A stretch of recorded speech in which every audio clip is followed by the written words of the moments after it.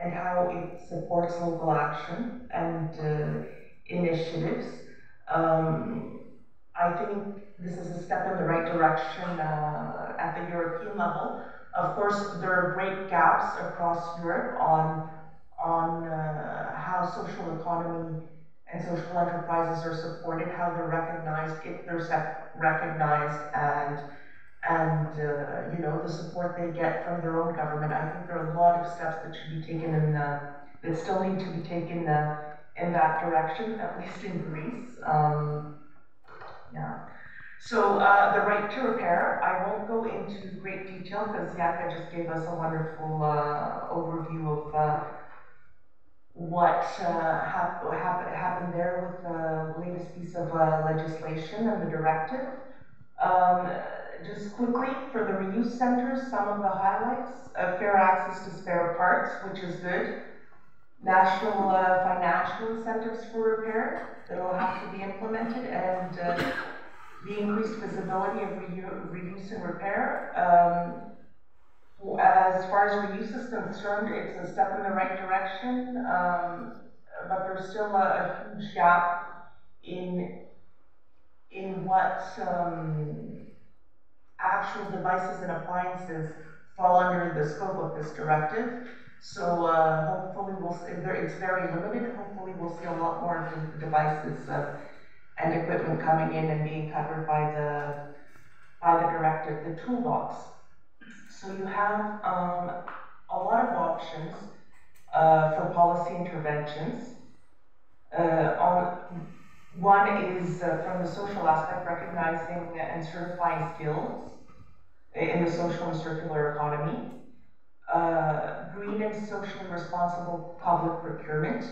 For those of you here, it may seem quite obvious in public procurement, so that's what the public sector is allowed to buy. Up until maybe 10, 12 years ago, if you were buying, if you had a European project going, you weren't allowed to buy a second-hand good. It had to be brand new. So it could have green, how do you say, options, but if it was second-hand, it wasn't allowed to be bought with European money.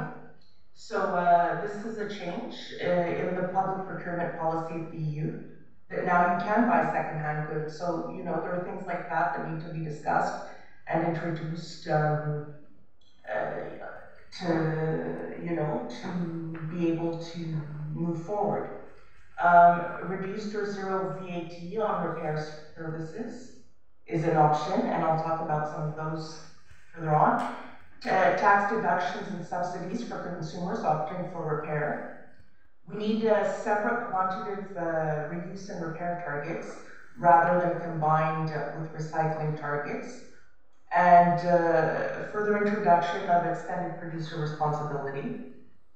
We have it for electrical and electronic waste, but there's still a lot of separate waste streams that also need to have it introduced. It could be a tool. Fighting obsolescence, Jaka touched on this earlier. Things are not made as they used to be in a lot of ways, and sorry about that, and things aren't made as they used to be, and in fact, a lot of us know that things that were built many years ago lasted a lot longer than what they last now. So things are kind of designed to either to become obsolete, whether it's software updates on your mobile phones, or whether it's a stove or a refrigerator that used to last maybe 20 years, 25 years, and now has a lifespan of 10 to 12 years, and they're getting shorter. So in France, what are they doing? They've introduced a mandatory repairability index. So when something that's electrical electronic is sold on the market, it gets a score that lets consumers know whether or not it can be repaired, how easy it is to be repaired, how easy it'll be to find spare parts, And if those will be expensive or cheaper. This will slowly be replaced by the durability index, which will start with TVs and washing machines, which will also provide criteria on reliability.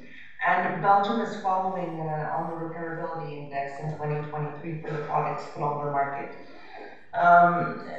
Stimulating repair, the repair bonuses, I think Jaka mentioned that as well. I'll give you the example of Austria in 2022. Almost all E-Online private households have access to the repair bonus. So if people call in a repairer and they give an estimate, they'll be able to get 30 euro, up to 30 euros or 50% of the cost